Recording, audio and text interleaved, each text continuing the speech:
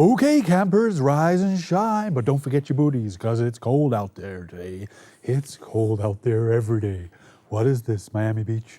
Not hardly. And don't forget, you can expect hazardous travel conditions out there as well because of that pandemic thing.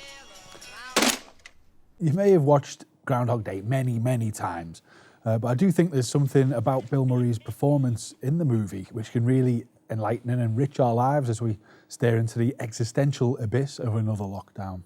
I don't worry about anything anymore. Bill Murray is a comedy god. He possesses a gleam in his eye and a beam from the soul which tells the audience that he's capable of anything. Too early for flapjacks? In Groundhog Day, his TV weatherman, Phil Collins, is sent to report on the folklore festival in Pennsylvanian backwater, Punxsutawney, and he snipes at the locals until he eventually becomes trapped in a time warp. Didn't we do this yesterday? Bill faces the Nietzschean concept of eternal return, forced to live the same day over and over again in endless repetition. What the hell? The omnipotent clown, usually able to wisecrack his way out of any danger, is suddenly stripped of his comedy chops and left in limbo to face his demons. Okay, campers, rise and shine. But the Ghostbusters star retains his aura of laid-back degeneracy, which seems to make him heroic when facing the prospect of living in the same spot for hours and hours. Is that not good? There's something dirty and mischievous in the soul, which Bill just knows how to tap into, and it's a real revelation to watch. Oh yeah, don't drive on the railroad track. He does what so many of us dream of doing if there are no consequences attached. Gorging on endless cream cakes, guzzling coffee from the pot, orchestrating a heist, or going on manic police chases with rodents. Hey, they're chasing us. Come on, make it fun.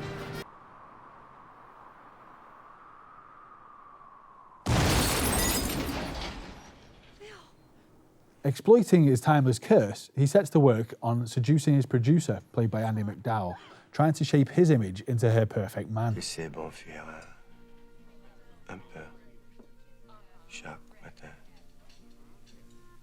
You speak French. Soundly rejected every time, she tells him, I could never love someone like you, Phil, because you'll never love anyone but yourself. and it's at that moment that Phil reveals the truth in Bill's performance, which is, I don't even like myself. has anyone else felt like that lately? No matter what you hope to achieve, the next day comes, but it also comes with a numb sense of hope that it will both stay the same forever and change. Well, what if there is no tomorrow? There wasn't one today. Driven to a series of deadpan comedy bids, we even see a stone-cold, blue-faced Bill laying prostrate in the mortuary before the film pulls itself back from the brink of existential darkness. I'm a god. You're God. I'm a god. I'm not the god. Eventually, he's brought to realise he's not a god, and instead, he chooses to craft the perfect day out of unselfish acts. Thank you. The story is symbolic not only of the cyclical nature of life, but also of Bill's own struggles to shake off the trappings of his own blockbuster success. Being a movie star is like,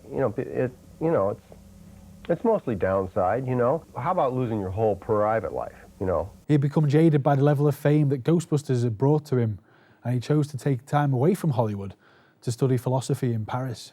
I say to people, you want to be rich and famous, go for rich.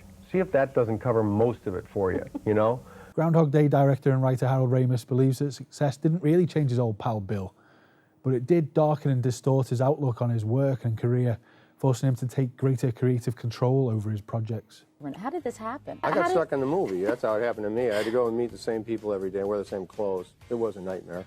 The pair of them fell out on set. Bill wanted the film to be more dark and provocative, whereas Harold wanted it to be more of an uplifting comedy. Harold? Ready? Harold, can you hear me? Yeah. Are you a director or a stylist? Okay, ready? All right.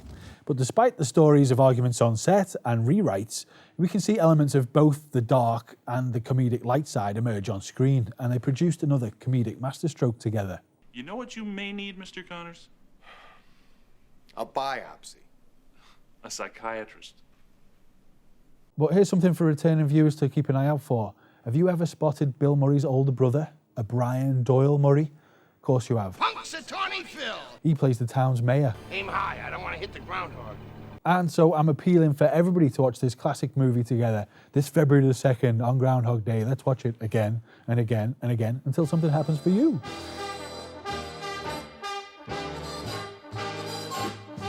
We've got an absolute mountain of tapes and a stack of VCRs, which we can deliver to your door as part of a Nostalgia SOS pack, featuring 10 tapes with your fave actor. Punxsutawney, this is Phil Connors. So long. There's a smile